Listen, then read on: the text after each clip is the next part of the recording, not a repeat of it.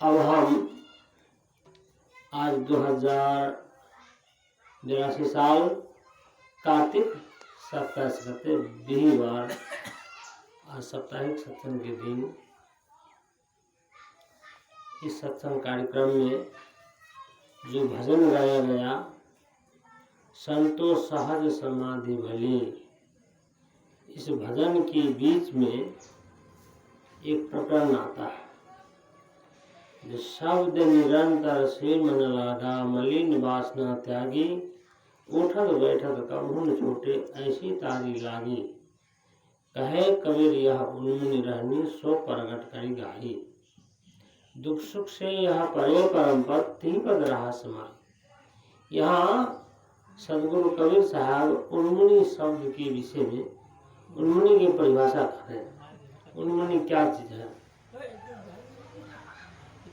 उन्मुनि क्या चीज है, इसकी परिभाषा इसी भजन में बता रहे हैं। शब्द बिना सुरती अंधियारी, कहो कहाँ को जाए।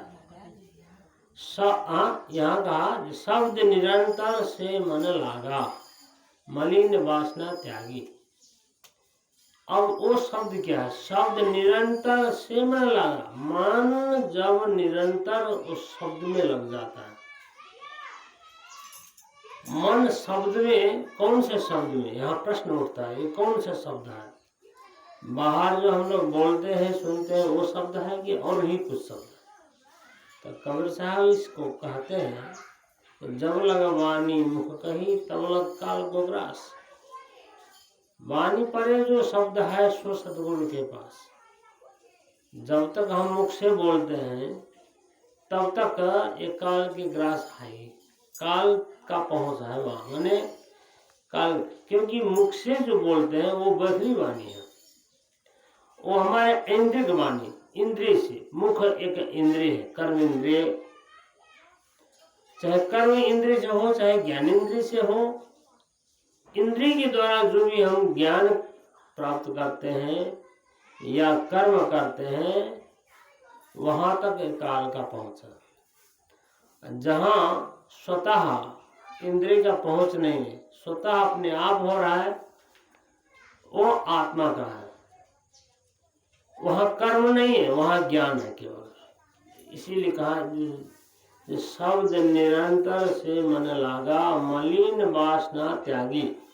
हमारे अंदर में जो मलिन वासना है वो मलिन वासना धीरे धीरे धुल जाता है।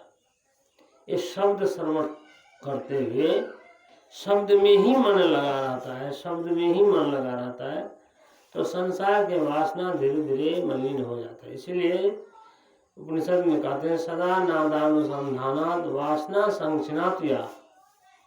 सदा नाद के अनुसंधान करने से, शब्द के अनुसंधान करने से वासना छीन होती है।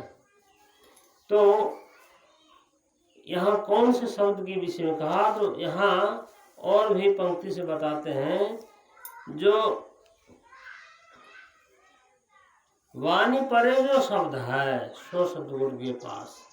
वह वाणी सदगुरु के पास है, मतलब सदगुरु के पॉकेट में थोड़ी है, सदगुरु के पास उसका भेद है। जो हम वाणी, ये वाणी से परे वो कौन से शब्द है जो हम कान से नहीं सुनते हैं, मुख से नहीं उच्चारण करते हैं, वो कौन से शब्द है? उसके लिए कहा आदि नाम नियक्षर भारी, ताहि जपे ताहि हो मुक्ति कराड़ी।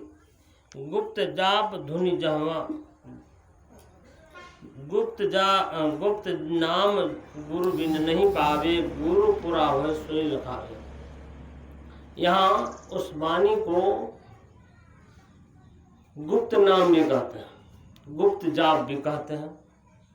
गुप्त जाप धुनि जहवा होई, जो जन जाने बिरला कोई। मूल मंत्र है आ सब शाखा, कहे कबीर मैं निजमुख भाषा। कबीर साहब कहते हैं मैं निजमुख भाषा।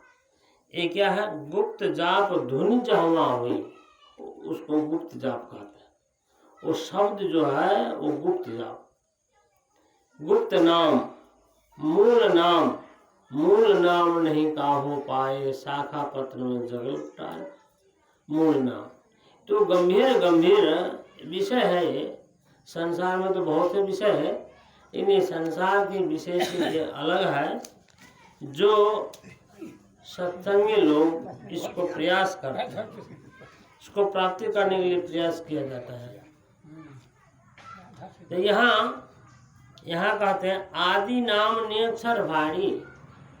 ये आदि नाम भी इसको कहते हैं। आदि नाम मतलब भगवान का सबसे आदि नाम क्या है, जो शिव पुराण में उल्लेख किया। जब सृष्टि के आदि में जब कंपन हुआ तो शब्द प्रकट हुआ, वही शब्द प्रकट हुआ, उसी को आदि नाम कहते हैं। जो हमारे हम सभी के अंदर में वो विराजमान है। आदि नाम नी अक्षर, और लिखने पढ़ने में नहीं आता, नी अक्षर भारी। जपे ताही हो मुक्त करागे। और उसको जप करने से, उसको ध्यान करने से, उसको स्मरण करने से, उसको अंदर में अनुभव करने से मुक्ति की भागी होते हैं। तो इस विषय में आप लोग विशेष विस्तार रूप से आप इस फेसबुक के द्वारा आप लोग इस विषय में सुनते ही रहेंगे और इस चैनल में बने रहेंगे, इस पेज में बने रहेंगे। तो धीरे धीरे आपको इस गुप्त शब्द के विषय में, गुप्त नाम के विषय में, गुप्त जाप के विषय में, गुप्त नाम मूल मंत्र के विषय में ये सब जानकारी होते रहेगी। बोले श्री सद्गुरुदेव की जय।